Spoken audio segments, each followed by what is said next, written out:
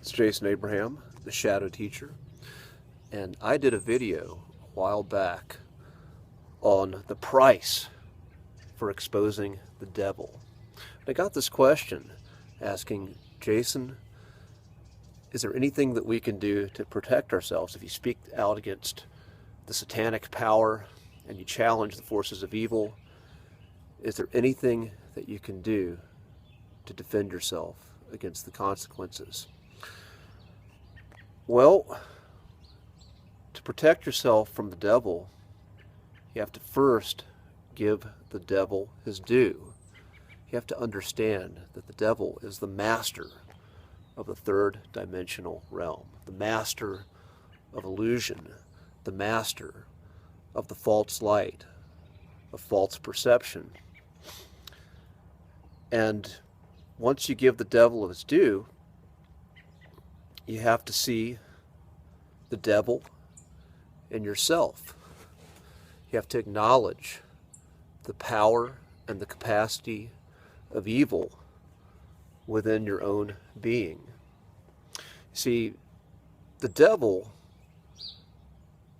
manipulates the reptilian consciousness in the human experience. And this reptilian consciousness, this is the part that all humans have that is heavily driven by fear.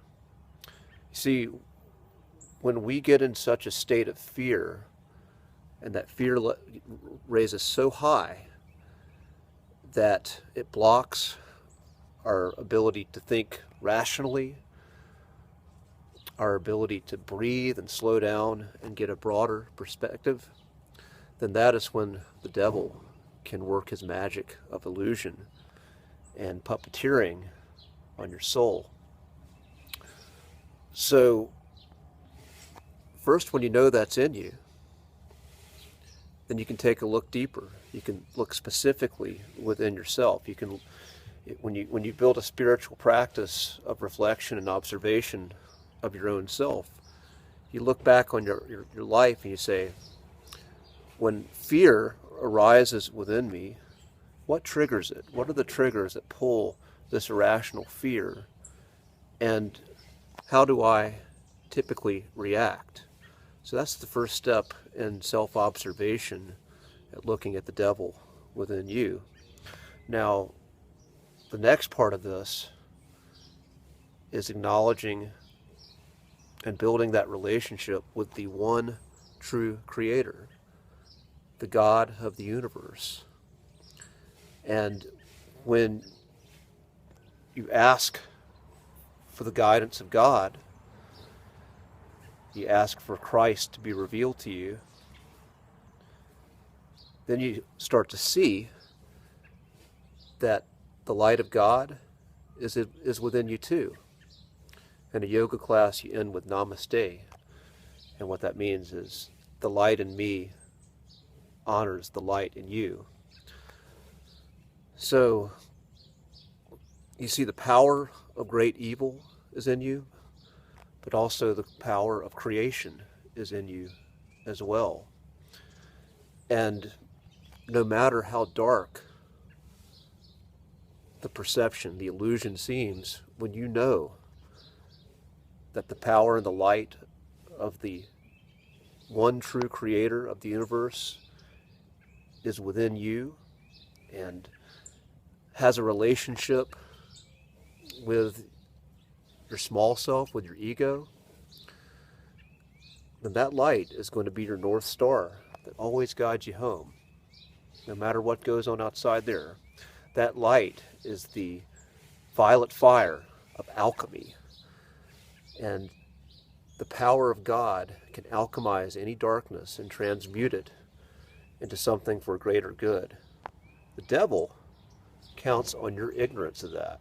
So this is almost like this chess game of light and dark.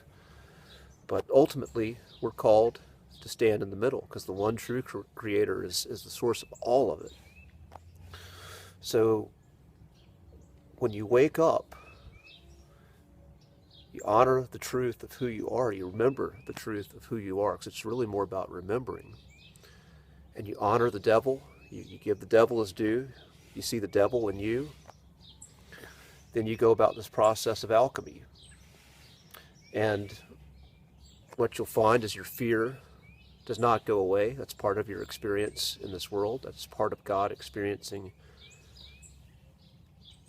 himself through you. But the power that fear, the power that the devil has over you is not nearly as significant. And when the devil attempts to punish you for exposing darkness and evil and corruption in the world, then the power is not going to be as great over someone who is not awakened to the truth and the beauty of their soul. So this is what I'll leave you with today. It's a lot, many layers to this, and there are many layers to our awakening process, our ascension process. It's not a simple thing. It's something that's always unfolding. So that's all I got for you today. Class dismissed.